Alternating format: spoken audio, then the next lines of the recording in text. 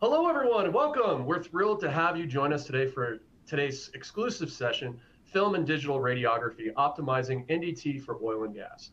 My name is Michael Kuhl. I'll be your host for this session as we explore advancements in radiographic testing and how they're reshaping inspection strategies in the oil and gas industry. Before we dive in, let me introduce our two expert presenters from Element Materials Technology. We have Andrew Ferguson, a highly respected NDT specialist with many, many years of experience in radiographic inspection, known for his hands-on expertise in complex energy sector applications. We also have Josh Allen joining us, a seasoned professional and technical leader in digital radiography, whose work has helped countless clients transition to a more efficient, cost-effective inspection technology. Together, Andrew and Joshua bring deep insights into both traditional and cutting-edge approaches to radiography, helping our clients make smart, informed decisions for their inspection programs. At Element Materials Technology, we deliver a comprehensive suite of non-destructive testing NDT services tailored to the needs of high integrity, high risk industries, including oil and gas, power generation, aerospace, and infrastructure. So whether you're a seasoned NDT professional or a decision maker exploring new inspection technologies, you're definitely in the right place. Let's get started. Andrew, Joshua, the floor is yours. Thank you. Hi, I'm Josh Allen. I'm a level 3 radiographer with 13 years of experience doing everything from pipeline welding to aerospace castings using both film and digital methods. I'm Andrew Ferguson. I'm our NDE level 3 as well as department manager here in Houston. Been doing this for 15 to 16 years, working in a bunch of different modalities, RT, UT, MT, PT, as well as different energy sectors, doing all sorts of different RT applications, whether that be film, CR, DR, as well as using different energy levels. Done a couple of different things. I was an instructor at one point, and now I've worked my way from being a technician to a manager. So we're going to go ahead and get this presentation going. You're going to hear a lot from Josh regarding a lot of the technical aspects of these various methods, this film versus CR or DR conversation. My position will be hopping in. I do a lot of interfacing with customers, and I hear a lot of their questions and concerns. So I'll be interjecting periodically to talk about that. So here we're in Houston. We're right at the center of our energy and astronautical industries of the United States. So really wide variety of things, not to be, saying that we're not doing oil and gas as well. So it's a big mixed bag here in Houston. So we've been here since technically 1912. We weren't always Element, but the facility and the name has been here. We are ISO and NADCAP accredited. So our quality system is very rugged. We do a lot of checks internally, making sure all of our components and our testing is up to the highest standard. That's just how this facility operates. Now, we offer a wide variety of non-destructive testing methods, not just radiation or radiography, but also mag particle, liquid penetrant testing, ultrasonic testing, eddy current. That's just to name a few. Also, at our facility, we do have the ability to do destructive testing. That's not really what this presentation is about, but it is a good thing to bring up. We understand that a lot of times you have multiple facets of your projects that need to be tested. Some are non-destructive, some are destructive, and having to go through multiple vendors to get all that done can be problematic. So that being said, when you contact us, we offer a wide variety of these services. So we might be able to fulfill multiple checkboxes essentially with one kind of a one-stop shop here. So conventional film radiography has been around for almost a century. Digital methods kind of emerged in the 80s, but didn't start to see widespread use in NDT until the mid-2000s. Computers became a common part of life for everybody. But many industries are still kind of reluctant to trade tried and true methods for more modern or digital methods. The many specifications today don't even address digital methods. They still refer back to outdated film-related standards. So On a daily basis here, we receive lots and lots of quotes. Some are radiography based, some are specific to film, some are specific to digital radiography. But I will say the vast majority are not. A lot of times when we get these requests in, I have to reach back out and basically ask what methods are they looking for specifically. And a lot of times those conversations turn into kind of a more of a crash course on the variations in radiography and its different capabilities, and really opening the eyes to some of our vendors and customers about what our capabilities are and what is out there for them to be able to do that they may not have been aware of. And so that was kind of what sparked this whole conversation and why we have this webinar, is we found that it was such a common occurrence that we felt it was appropriate to bring this out on a much wider scale. So we're gonna have a couple of polls throughout this webinar, but this is our first one here. So which radiographic testing method do you currently use most in your operations? So this is kind of an opportunity for the people listening to chime in and see if maybe we can get a consensus on who's doing what. But we're going to give everybody about 30 to 45 seconds to answer this question, and we'll see what we find out.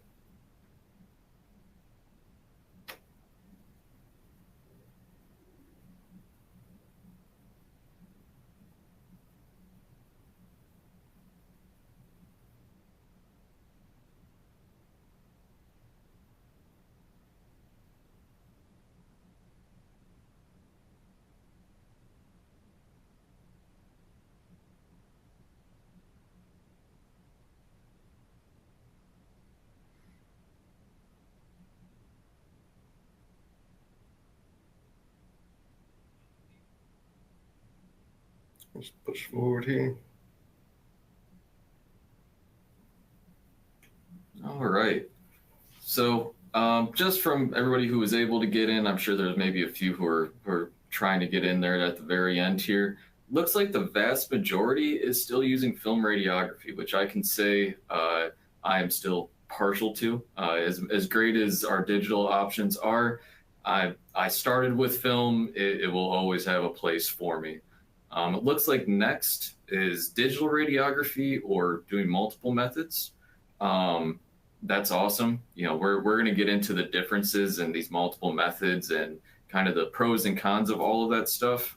Oddly enough, nobody really clicked on computed radiography. And that could be for any number of reasons, which we'll cover here. And then it looks like lastly, we got a good portion that say that they don't use any RT services. So hopefully by going through this, you'll learn some of these capabilities, and maybe it'll be a solution that you didn't know was out there.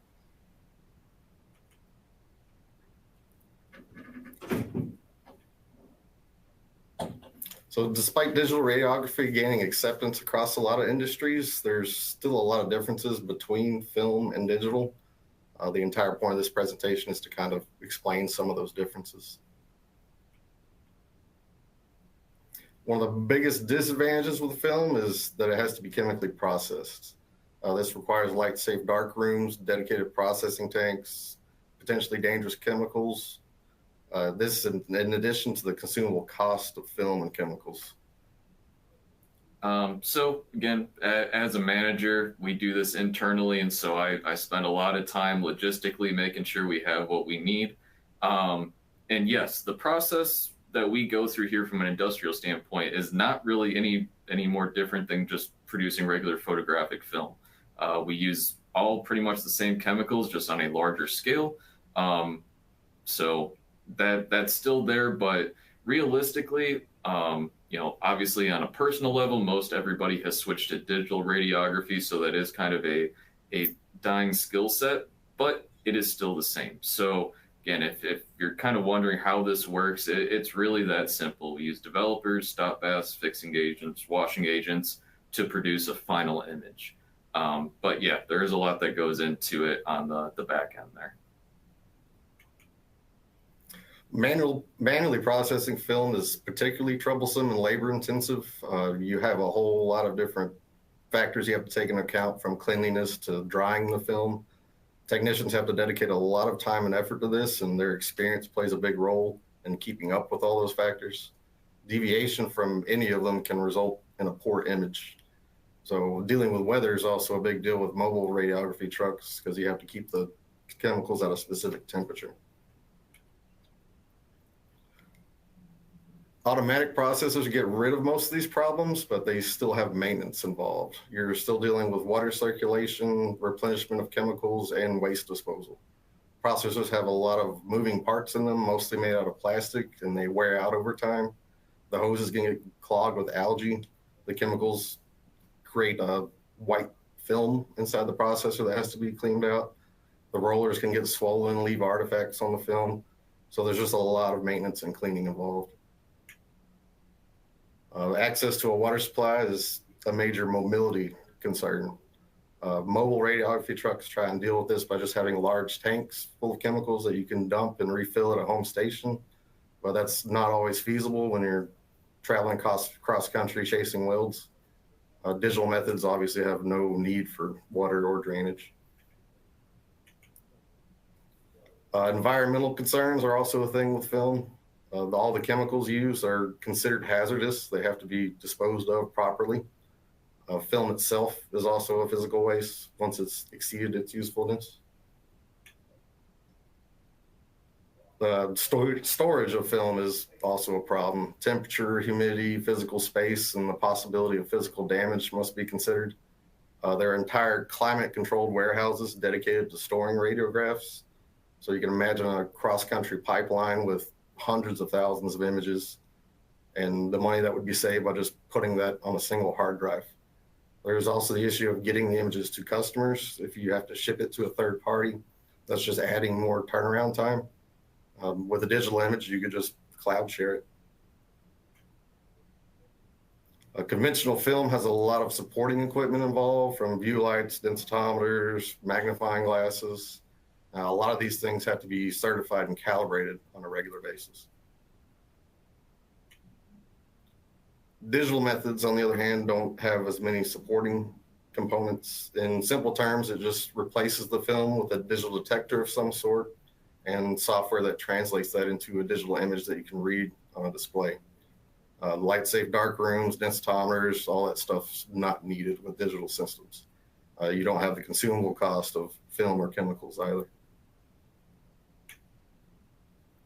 Looks like we got another poll here. It's asking which aspect of radiographic testing presents the biggest challenge for your team?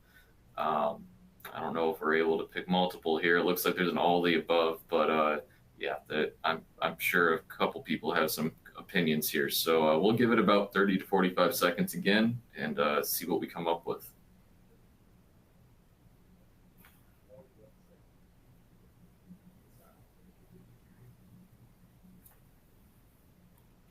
Yeah, Andrew, I think we do have an open Q&A box for all of our attendees. So feel free to jump in with your questions at any time during the presentation, as well as this poll question. If it's 2 items or 3 out of all of the items, feel free to jump in as well, and we'll be sure to bring that up for the gentleman here to address.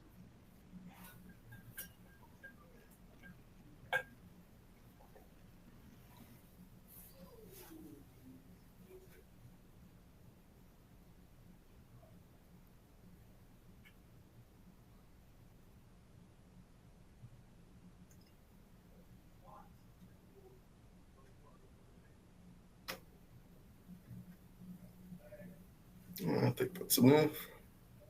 Yeah, about the same as we had last time. So go ahead and take a look here. Nobody really commented on equipment costs, so it's always good. Either you're already established or maybe it's not part of your day-to-day conversation. Wow, looks like we got a what's that? Yeah, 4-way tie. Yeah. So technical expertise and training, that is definitely something that we're going to talk about later in this.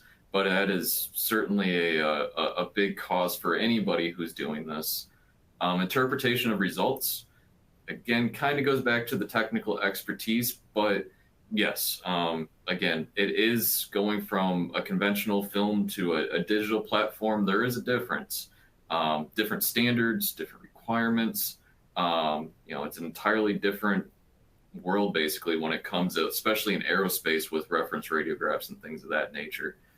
So definitely an issue there potentially. Regulatory compliance. Like I said, we are ISO and NADCAP accredited, so we have a long list of these checks that we have to do, sometimes daily, weekly, monthly, quarterly, or annually.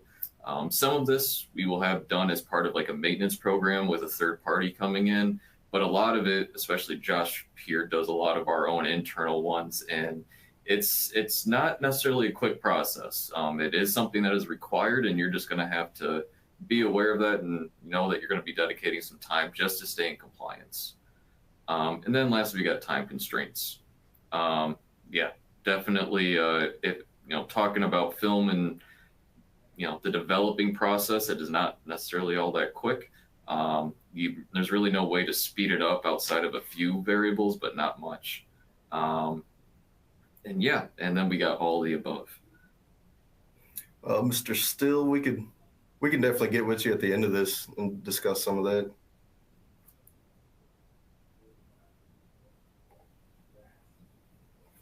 So there's some confusion over computed radiography versus digital radiography. It's kind of a misnomer because they both use computers and they're both digital. The biggest difference is that CR draws a more direct comparison to conventional film.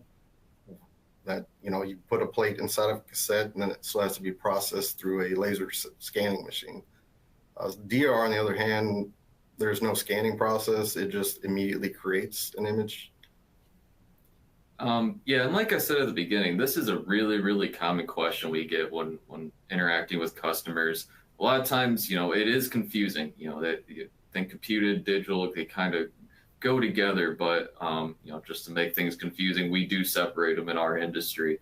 And so having that conversation to explain is kind of a common thing for us to discuss. And then kind of how that compares to film, because that's normally what most people are comfortable with. So understanding where we bridge that gap and what these options are is a very, very common talking point we have here.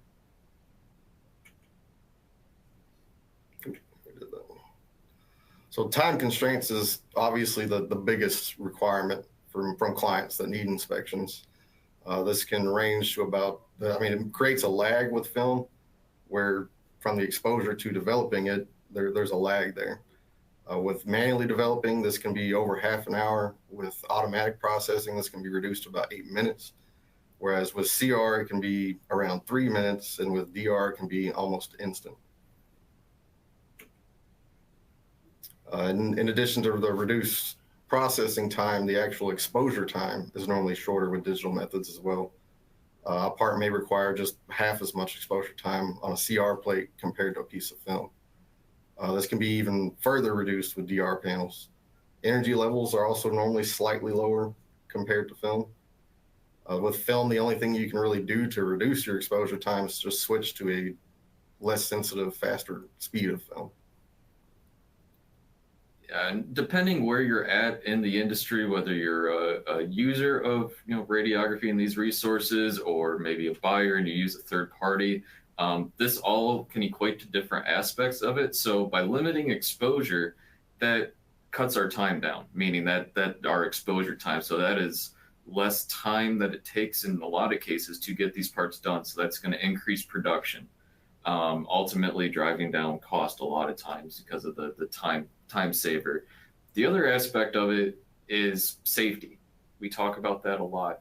And the safety aspect of it, by being able to essentially cut your dose, and we'll say in half, that limits the amount of radiation that these personnel and potentially other people, if you're in a field environment, may be interacting with. So by limiting that exposure, you're ultimately creating a safer environment, and in a lot of ways being able to create a equal or maybe potentially better image than you would with film. Not always an option that we have based off of the material type and things of that nature, but it is something we always strive for. The first thing in a RT department is safety. We always preach our safety, and that is our first and foremost concern. So by using what we know about the characteristics of radiation and film and computed and digital radiography, we're able to make it an all-around better experience. So visual film uses contrast called density. It basically relates the percentage of the perceived light that transmits through the film when you view it in front of a light, versus digital methods use the word intensity, which is the byproduct of the bit depth of the digital system and is directly tied to the amount of radiation exposure received in each individual cell of the detector. The higher the bit depth, the more shades of gray that the system can display, and thus the more contrast. The human eye can only really discern so many shades of gray, whereas digital systems can process upwards of 65,000 different shades. The main point being that film is only legible within a certain density limit, while digital images have a lot more freedom. One of the biggest differences between CR&DR and film is what they call latitude. This refers to the total range of material density or thickness that can be captured in a single image. A film is specifically designed to operate within a certain slope that is commonly referred to as like an H&D or characteristic curve. CR plates and DR panels, on the other hand, have a more linear relationship between the exposure and the displayed image. The graph here kind of displays this concept. The dotted curved line would be a piece of film, while the straight line is a digital detector. The film is only legible within a short window of that, versus a digital image is constant throughout. I'll just interject here, just something to consider as well, since we were just talking about limiting our exposure.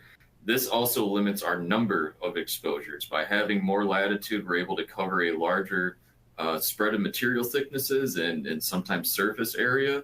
So we're able to take less exposures and cover the same percentage of a part, essentially. And so once again, creating that cost savings by not, cutting down on the number of exposures, and then creating a safer environment again by limiting the number of exposures that have to be taken to complete an inspection.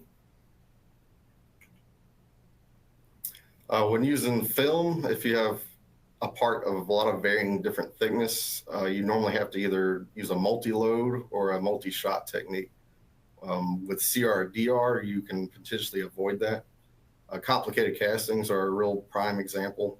You basically have to kind of mess around and guesswork. There's a lot of guesswork involved in trying to figure out, do I need 2 different shots or do I need 2 different speeds of film?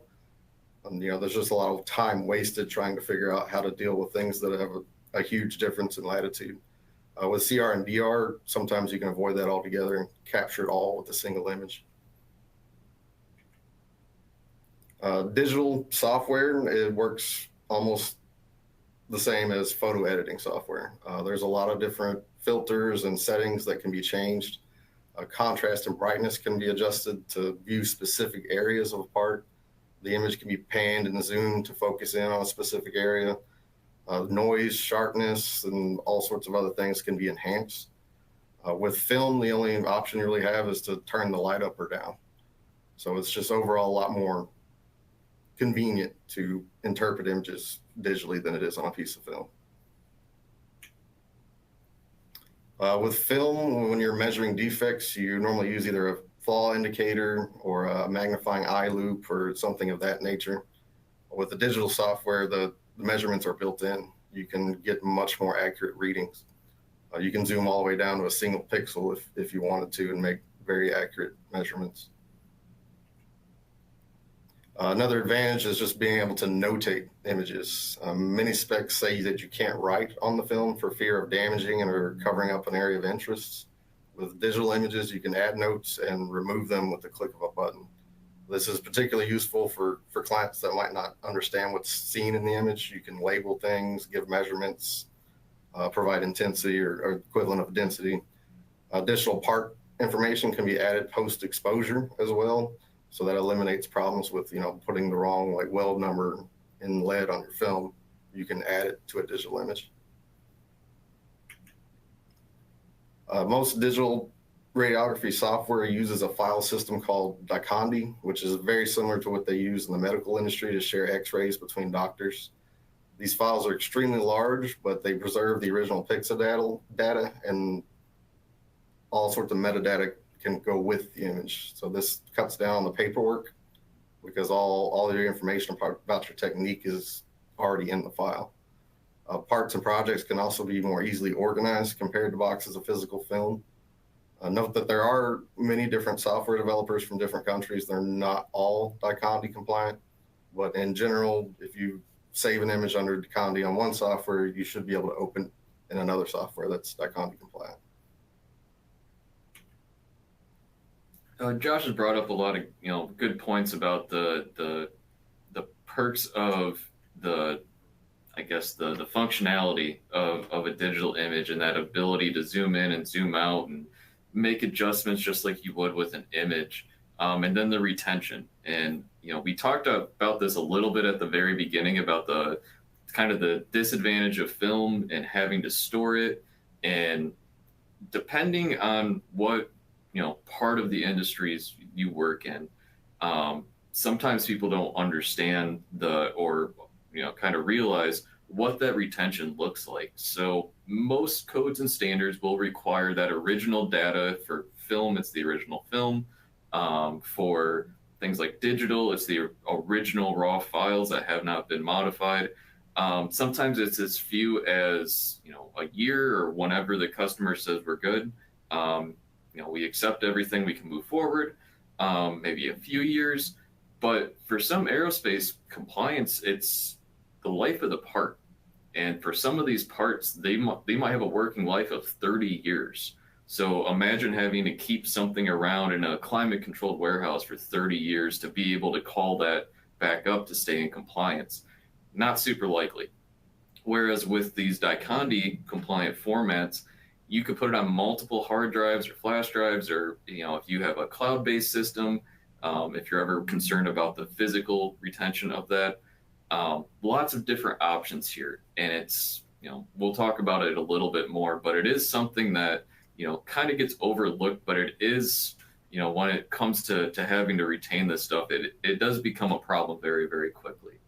So to continue on here, although CR and DR do offer many advantages over film, there's also going to be some disadvantages, and we've kind of touched base on this in and out.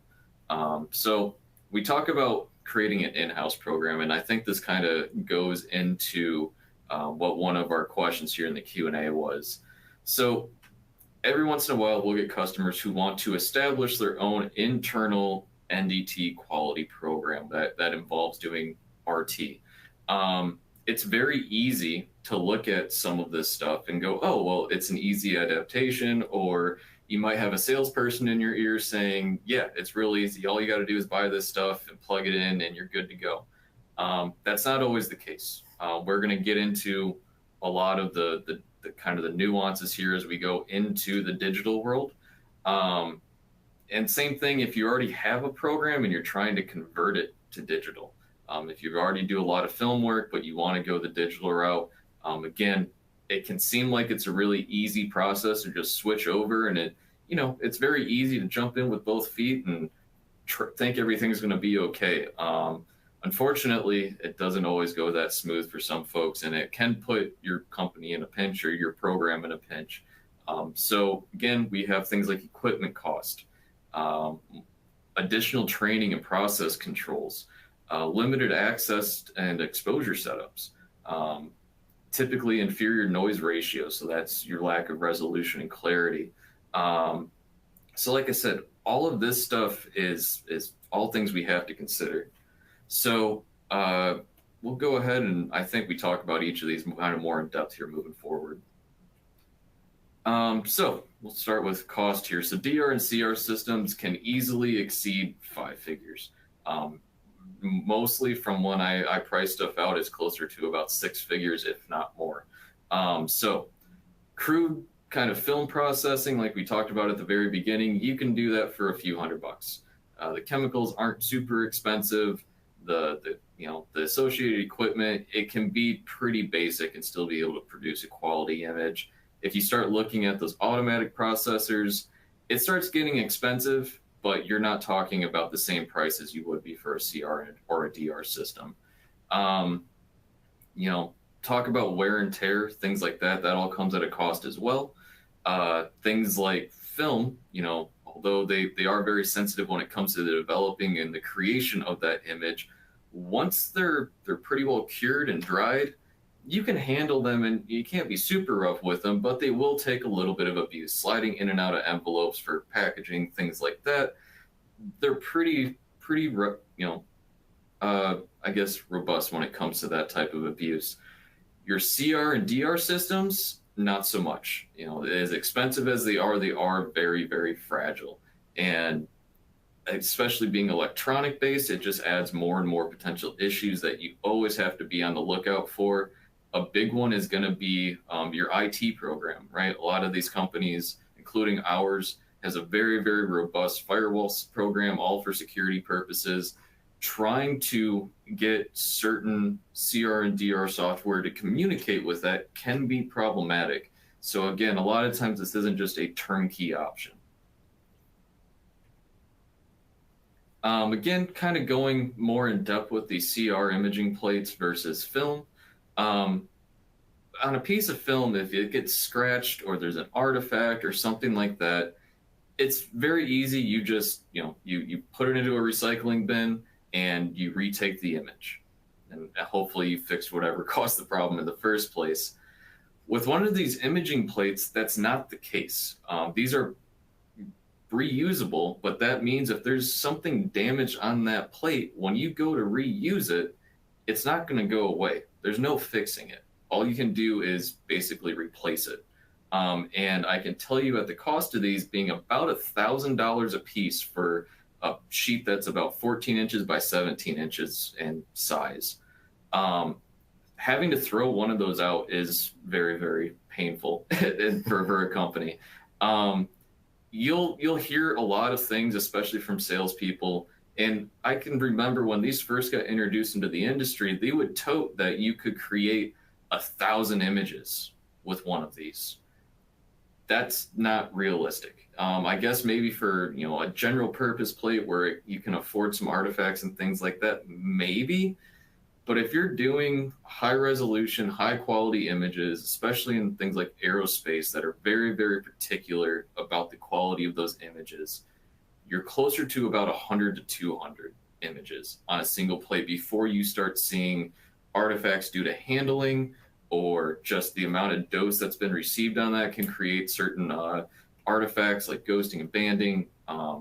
It's always something you have to be aware of. So again, something as simple as somebody just accidentally dropping it, or maybe they put a part on it a little too hard and leave a dent on it, that has become effectively useless for you and you have to replace it. Again, kind of, especially if you're starting a new program and you have some more novice people that maybe aren't accustomed to dealing with that, it can be a very, very difficult introduction period while you get a program in place that kind of takes some of that handling into consideration. So again, talking about CR, we're gonna kind of talk about DR specifically here. You're probably kind of seeing in these images a transition, we'll say. So if you consider film being on one end, it's very flexible. You can cut it to size, pretty malleable into whatever situation. Then you go to our CR option, which again is a flexible plate. But again, we have those handling issues and they are a little bit more sensitive.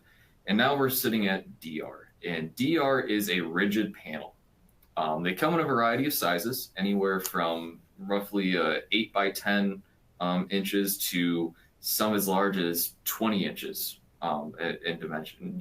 Roughly a 20 by 17, I think, is about the largest you're going to find. But again, these are massive, and that's just the panel. Then you have the carrying case, and they're heavy. A lot of these will have batteries installed on them, so you can send this information wirelessly back to the receiving software. It gets very, very heavy and kind of cumbersome. So depending where you're at, it may not be a good fit. If you're working in an environment that's maybe very dirty, or maybe it's a very hot area, electronics and heat generally don't go well together. It's wet, you've got dripping pipes, or you're just in a confined space. Trying to get one of these things into confined spaces, it's not going to be able to bend for you. something like this at least. I will say there are some emerging technologies. If you kind of look at any NDE magazines or anything that talk about these flexible DR panels, very, very cool technology. It is also somewhat new though. So kind of like any first generation thing, there's always going to be kind of some bugs that have to be worked out. I know they've been working on this for some time now, but it is still kind of working some of that out. So again, just everything has a pro and con. You know, for every up there's a down, and that's no different when it comes to RT techniques either. And one of the biggest issues with DR is a lot of times you do lose some of that sensitivity, especially if you're looking for that high level of sensitivity and resolution, and kind of that flexibility standpoint. Those are the two biggest deficits that we run into. On the plus side, they also cut down on exposures, and they do sometimes allow you to maybe extend your range that you're able to view versus film or CR in regards to material thickness. But again, always remember there is no one size fits all when it comes to these technologies. It's all going to be very specific to what you need it to do. So film has artifact issues of its own from the chemical processing and handling, but digital images have artifacts as well. They're just different in nature. Ghosting is one of the major artifacts with a digital image. This is when an image that was previously taken is still apparent on images taken later. This is particularly common when you use really high intensity or long exposures. If you have a hard ghost image on a DR panel or a CR plate, it can render it permanently unusable. It just interrupts too much of the image. You can't really make out what you need to make out. So that's why when you're dealing with really thick or dense parts, it's normally preferable to use film because you don't want to risk ghosting your digital systems. One of the primary disadvantages of digital methods is poor signal to noise ratio, or SNR, compared to film. Unavoidable scattered radiation, as well as complications in the process of converting radiation exposure into pixels on a display, means that some of the pixels are not precisely representative of the object that you're radiographing. This results in noise in the image that can look hazy or gritty, kind of like static in a TV. Makes it kind of difficult to read very small details in an image. The graphic here kind of visualizes this. The square at the top of the image, you can't really make out with the background noise, versus the one at the bottom is really obvious. It's kind of hard to compare the SNR of film to digital because you can't really just measure it on a piece of film.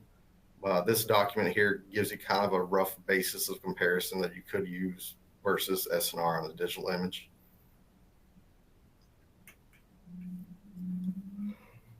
Some standards have a minimum SNR. Most of them don't, but there are a few that do mandate that you have to meet an SNR requirement. Increased exposure, shorter distances, scatter control, beam filtering, frame averaging, and lower resolutions can all improve the SNR of an image. With film, the only thing that really affects it that much is just the grain structure of the film itself, versus with digital systems, there's a lot of different variables involved. The graphic here kind of demonstrates how they improved their SNR. This is a plastic container with water in it. And the image on the left, you can't really make out a difference between the water and the plastic. And by changing some of the exposure variables, you can actually make out the plastic from the water on the image on the right. Digital methods are a lot more susceptible to scattered radiation compared to film. This means you got to use a lot more techniques to prevent that with CR or DR.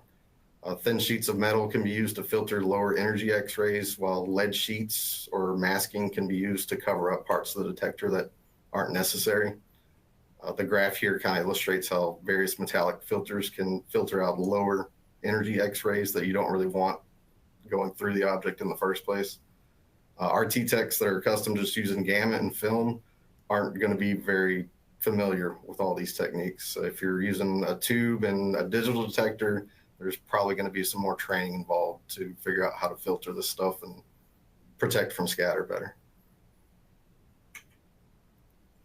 DR systems normally have what they call frame averaging on them. This really reduces your exposure time and increases your SNR.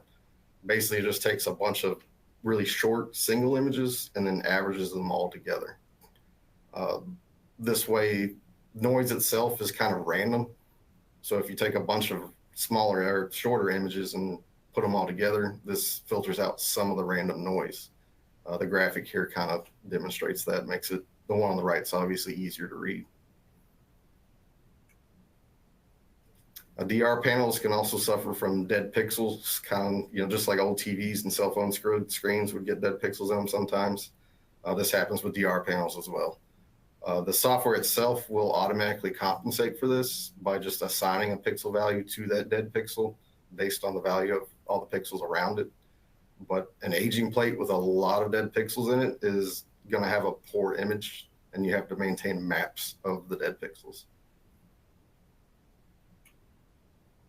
Another difference between film and CR and DR is just the spatial resolution itself. Most digital systems have a pixel pitch of around 50 to 150 microns. With film, the only thing that really affects it is the grain structure of the film itself, and it's not square in nature like digital images are. With digital methods, there's a lot more that goes into determining the final resolution you see on your monitor. This means that CR and DR tends to have slightly lower spatial resolution compared to a slow film. Film just looks more natural because the grains are rounded in shape compared to a square grid. That's why if you're trying to inspect something where you need to see really, really small details, you're probably better off using a slow film compared to a digital image. Certain specs and standards require strict process controls. This is especially common in the aerospace industry. If that's the case, there are extra tools that are needed with CR and DR systems. Duplexes and phantoms are what we use to kind of calibrate them, and these things cost thousands of dollars. It requires a lot of extra tests done periodically, monthly, weekly, etc. The baseline test for a CR or DR system is also a lot more complicated compared to that of film. You can spend days doing all the tests necessary to do a baseline. CR can also require serialization and tracking of the plates to keep up with the quality of the plates, and that can turn into a real hassle in high production settings with a lot of people involved. And just like film viewers and densitometers have to be calibrated, the monitors that you use to read digital images also need calibration. You can't just assume any old monitor or tablet display is good enough to read an image. A lot of standards and specs have strict requirements on what you can read that image with. They have to have a certain resolution and brightness and refresh rate. You still have to account for, glare, low lighting conditions, eye adjustment, all that kind of stuff, the same as you would with film. Calibrating the monitors is a common finding with third-party auditing programs because nobody really pays a second thought to their computer monitor. So practical uses of DR panels, they can be used in a lot of different situations, but the most common thing that they're easily used for, a real advantage of is smaller parts and electronics. They can just be shot a lot faster compared to using film. Large quantities can just be turned around real quick. With electronics, there's not much scatter or magnification involved, so it's easy to measure real small circuit details. Real-time cabinet systems are also common in manufacturing because there's less labor involved, and they can be even automated into an assembly line. CR plates can be used pretty much anywhere film is. They're flexible too. You can cut them to size. It's almost a direct replacement for film. Only thing is, in field conditions or adverse environments, you probably don't want to use them because, again, they're going to get scuffed up with use. Compared to film, you damage it, not a big deal. Just reshoot it. With a CR plate, that plate's no good anymore. All right.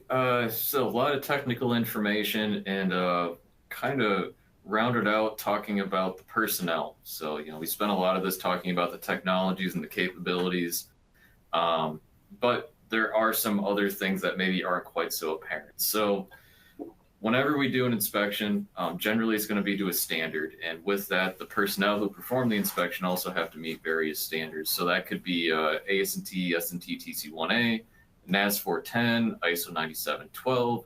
There's a lot of them, and they all have their own requirements for conventional or film radiography, as well as individuals who are performing digital radiography, whether that be DR or CR. Basically what this means is just because you have somebody who's been considered a level 2 for film, meaning that they're pretty much a standalone technician, they can interpret results, so on and so forth. Just because they can do that with film does not mean they can do that with CR or DR. There is a series of other requirements, and that's typically broken up into formal training and experience. So for formal training, it's not cheap. It's typically a 40-hour course that's going to be specific to either CR or DR. And that's on top of, if you're already a level 2, you've already had 80 hours of classroom training for your conventional side, plus all that experience. So you'll have to go through a CR or DR course. That'll be 40 hours. Those courses are anywhere from roughly $1,000 to $2,000 a person. So if you're trying, again, to get somebody certified internally for your own program, that's a pretty big cost. Not to mention they're going to be gone for 40 hours in a lot of cases for an in-person class. Sometimes if you're doing enough of your employees to get them certified, you might be able to work out some sort of discount with a training organization. But again, generally it's a pretty big expense up front. And again, the loss of man hours and working and all that stuff to get them trained, just from a formal classroom standpoint, is nothing to turn your nose up to. The other part of that is the experience, or what we call OJT, or on-the-job training. To accrue that, it's not an easy task. So again, you have to have that. It's normally anywhere from 200 to 400 hours of specifically doing CR or DR, whichever they're certifying for. And that all has to be done under the direct supervision of a level 2 who is already certified in that method.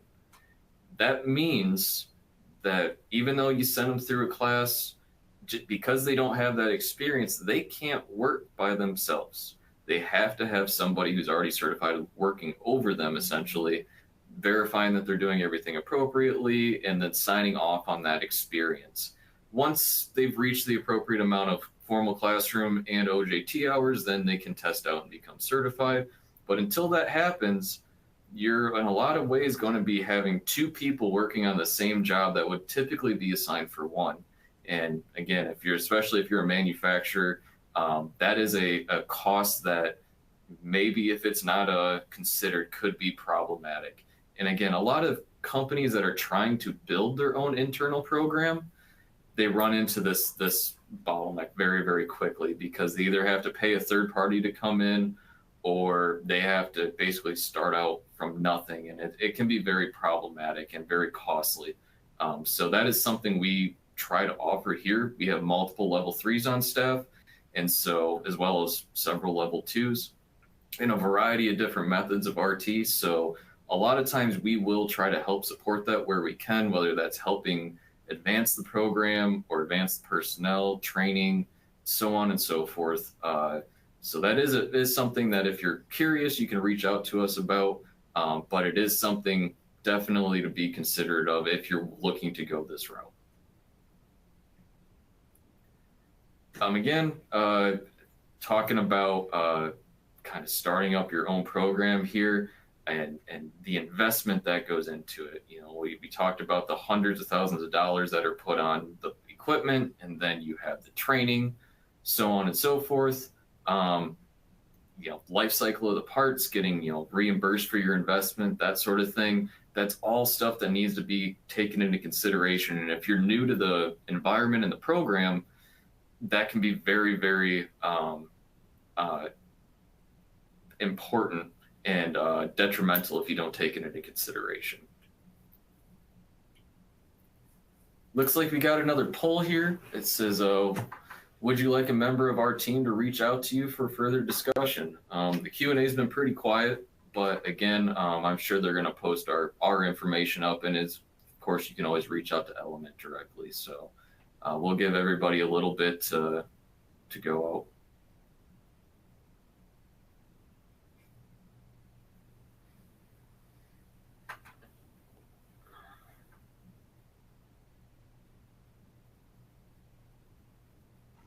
Just a quick reminder for everybody attending, the Q&A block is still open, and of course the team is available and monitoring for any questions or any comments as well in the chat. We like to see folks engaging, and of course we want to make sure that any and every concern or comment is addressed while we have these two knowledgeable gentlemen on the line.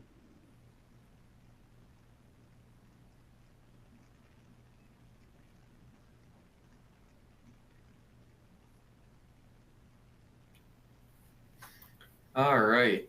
So again, looks like an overwhelming no. So that means you're probably tired of hearing our voice, or this was all super informative and you're ready to go off and do it on your own.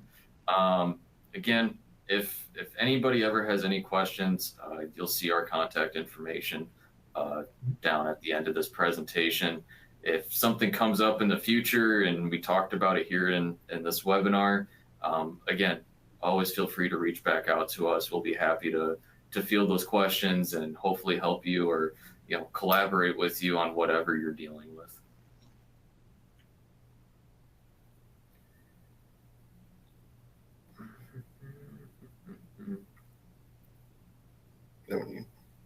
So again, this is kind of just to reiterate everything. Many of our clients receive various requests for film and CR, of their components, and they may not immediately know what to do. So you're going to reach out and having as much information as you can to go into that conversation when speaking with us or any other NDT vendor is just going to make you ultimately more aware of your options, as well as basically aware of what the limitations are and what is ultimately best for you and your company. So again, anybody in the Q&A, like I said, going off of that poll, I'm not sure how many people still have around, but like I said, any questions, feel free to ask them now. I think we still have a few minutes left. Yep, the floor is open for any and all questions regarding the topic. NDT expertise, as well as expertise provided by our Houston facility here. And feel free to chime in, everyone. We did have, of course, Mr. Still did pipe up for Josh, Andrew, for you guys, and appreciating you for your insights and the job that you're doing here. We appreciate you coming. Absolutely. Mm-hmm. We did have a comment earlier from Mr. Ken Heel. Mr. Ken, I do apologize if I'm pronouncing your last name incorrectly. The comment is that they have found that they're able to use lower kV with DR panels and better images, as well as thanking you for the overview.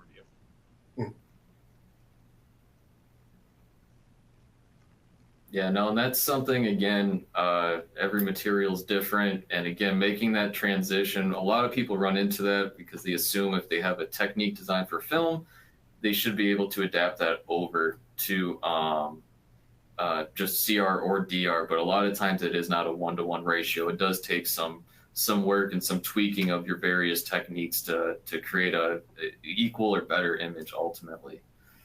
Mr. Still, I've seen different answers to that question from different clients. A lot of them I've dealt with that said 3 years, but I think it really depends on the client. I do know from experience some of your casting and forging houses that do their own internal inspection, they have to keep those for sometimes a couple decades, depending on what type of components that they're making. So obviously that's a logistical nightmare of having to store all that stuff, especially in a production facility. There are also tests that can be done to see how long the film will stay readable. If it's not processed properly, the image will degrade over time. You won't be able to read it after a couple of years.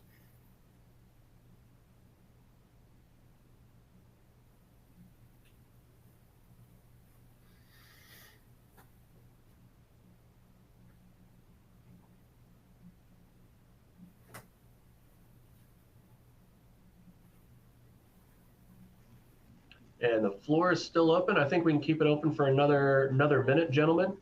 Go ahead and skip to our contact info there. Mm-hmm.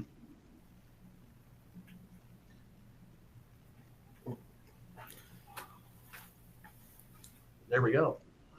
And for folks that have any lingering questions, of course, after this recording is disseminated to all attendees and folks that unfortunately couldn't make it, we do have Andrew and Josh's contact information. Feel free to reach out to them directly if you have any lingering questions, or of course, if you need any help with your own projects that you may have on the block or coming due, they're more than happy to lend their expertise there. We did have one question come across the line asking, are wire IQIs used in digital just as in standard film radiography? Yes, sir, they are. With CR, there's normally also another type of wire IQI called a duplex wire gauge that's also used to calculate the spatial resolution, but the same type of IQIs in film are also used in digital. Another great question. All right, Andrew and Josh, first of all, thank you so much for joining us today and really deep diving this topic. I know I learned a lot, and hopefully our audience has gotten as much out of it or more than I personally did. Just a quick reminder to everybody, we're going to be sending off a recording of this for everyone to take a look at, and of course, deep dive with their teams and share with their teams, I would hope. And of course, you have, we've included Josh and Andrew's contact information for any additional questions. And of course, you can also visit www.element.com for additional information on our extensive portfolio of NDT services, as well as DT and PQT for any of your projects that may come either presently or in the future. We really want to partner with you to make your projects get off the ground and to make the most high quality product possible. Lastly, I want to thank all of our audience for joining us and participating in this webinar. This has been a great experience, and as I said, I've learned a lot, and it's great to see individuals join us and participate in the conversation. Josh, Andrew, any last thing from you before we sign off? No, just thank you for coming. Thanks for listening. Again, if you ever have any questions or concerns, reach out to us. As much as I would love to have everybody come to us, if you do have another Element lab nearby, feel free to reach out to them if it's more convenient. We are all one big happy family, so if there's ever a question, we can communicate. That's no issue at all. Outstanding. Well, thank you so much, gentlemen, for joining us. And thank you to all of you, our audience, for joining us as well. See you next time.